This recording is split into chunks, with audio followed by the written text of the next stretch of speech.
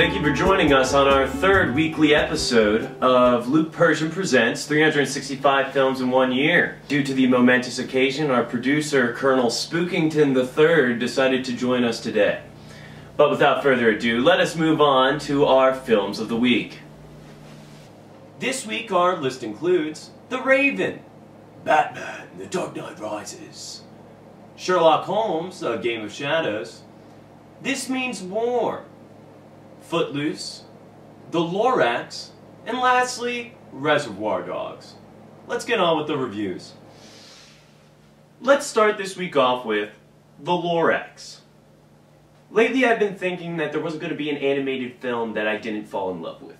Sadly, that was not the case with this film. The voices for these characters don't match at all. Aside from Danny DeVito as the Lorax, who I love, the songs for this film are just forced into this movie. I don't know if it's because we have Zac Efron from High School Musical and Taylor Swift in her first movie venture, but it's just nauseatingly cheesy. They just feel completely studio produced. This film is just not nearly on par with the animated features that have been coming out in recent times. The story takes so long to advance. The entire film is just a giant flashback. All in all, this film just doesn't live up to the standards of animated films of today. I was left very disappointed. For that reason, I was only able to reward The Lorax with 2.5 crowns. Now let's move on to This Means War. This film is about Captain Kirk and Bane falling in love with the same woman, Reese Witherspoon. The twist? They are both CIA agents with an unlimited amount of resources at their disposal to win over her affections. Now, since this is a rom-com, a romantic action comedy, they did try to develop a side story. Now, this side story involves some European villain guy who's trying to... I don't even know what it's about. It doesn't matter. They give it about 10 minutes of airtime, developing the actual true conflict. That's where the story falls flat. If you're in the mood for a romantic action comedy, a rom-com, this is the film for you. Since I do enjoy a rom-com every now and then, I was able to reward This Means War with 3 crowns. Now let's move on to our next film, Footloose. No, I'm not talking about the 1980s Kevin Bacon classic. Of course, I've seen that one. I have no words to describe to you the atrocities committed by this 2011 reboot. It is disgusting. I'm confused. I don't understand. What were they going for? If they were going to do it exactly the same way, every shot exactly the same, they even got like a dopey guy to play his best friend that looks exactly like the original actor. Doing the exact same film, the exact same shot sequences, in the exact same angles, in the exact same setting, in the exact same costumes, with the exact same plot. All you did was just set it in the year 2000? Why not just shoot it as if it was in the 80s again then? God! They even ended the film with that iconic freeze frame of Kevin Bacon. Let's dance! And then it ends. Credits. I can't believe it!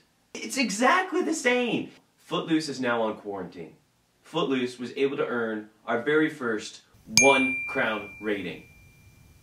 Our next film is Sherlock Holmes, A Game of Shadows. Starring Robert Downey Jr. and Jude Law, this is the sequel to the first installment of the Sherlock Holmes franchise. Going into this film, I was worried they were going to use a lot of the same trade tricks that made the first film so successful, but I was pleasantly surprised. They not only used these tricks, they expanded upon them and used them in innovative ways that you would never see coming. The editing of these films is phenomenal. This movie packs plenty of opportunities for Robert Downey Jr. to give his patented one-liners.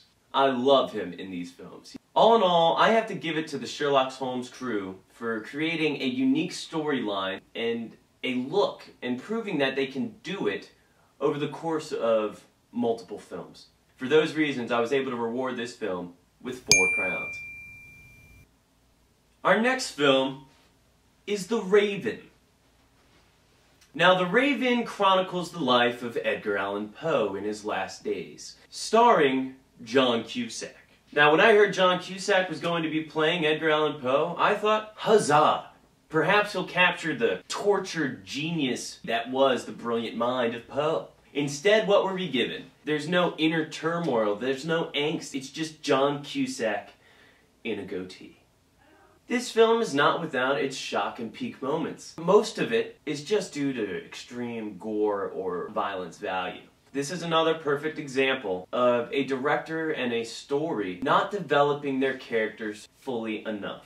Though the cinematography is nice, the story and the development of their characters is just not there in this film. And for that reason, I was only able to reward The Raven with 2.5 crowns. Our next film on the list I was eager to see, Reservoir Dogs. This is one of Tarantino's best. I know what you're thinking. How have I gone this long without seeing Reservoir Dogs, the Tarantino classic? I don't know. Before I even delve into this movie review, I'm just going to put this out there. I loved this movie. Now let's continue. If you consider yourself a Tarantino savant and you haven't seen this film, take off work, throw your kids in the closet, sit on the couch, and put on Netflix, because you are in for a thrilling experience.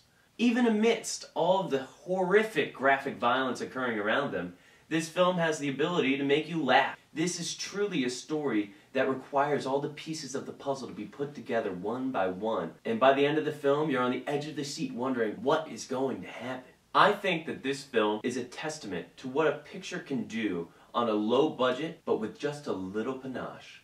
I award this film with 4.5 crowns. Now for a film I've been dying to review, Batman: The Dark Knight Rises. I had a feeling it wasn't going to live up to the hype that all of you Batman psychos out there have led me to believe. Yet another intolerable voicing choice for our character Bane, Tom Hardy. Where were you going with that high-pitched Scottish guy? Doesn't make a whole lot of sense to me. This story has massive plot holes. There's no way anyone in this film could sit there in the theater and just suspend disbelief throughout this entire feature. I don't even know where to begin. Bruce Wayne teleporting from the Middle East to Gotham City in a matter of seconds with a brand new haircut, fresh clothes, after just breaking out of a prison hole in the ground. In no time flat, with no resources. With no resources. How about when they break out of the Gotham Stock Exchange, riding out of the building on motorcycles? Are we to believe that they had 10 motorcycles inside the Gotham Stock Exchange for them to ride out on? This was a ginormous drop-off from the previous film, The Dark Knight. With millions and millions and millions of dollars, you're going to be having the best IMAX cameras filming your shots, the best pyrotechnics in any film to date. I was forced to reward this film with 3.5 crowns. But don't mistake that for a reward for their story. Alright, ladies and gents, now we come down to the moment we've all been waiting for. To crown our King of the Week and our Royal Stinker. Our Royal Stinker of the Week was, hands down, Footloose. I don't even want to talk about it. I'm not going to. Now this week I'm happy to award our King of the Week crown to Quentin Tarantino's 1992 classic, Reservoir Dogs. Now I am a Tarantino fanboy, and for all of you others out there that haven't seen this film, get on it. It's on Netflix.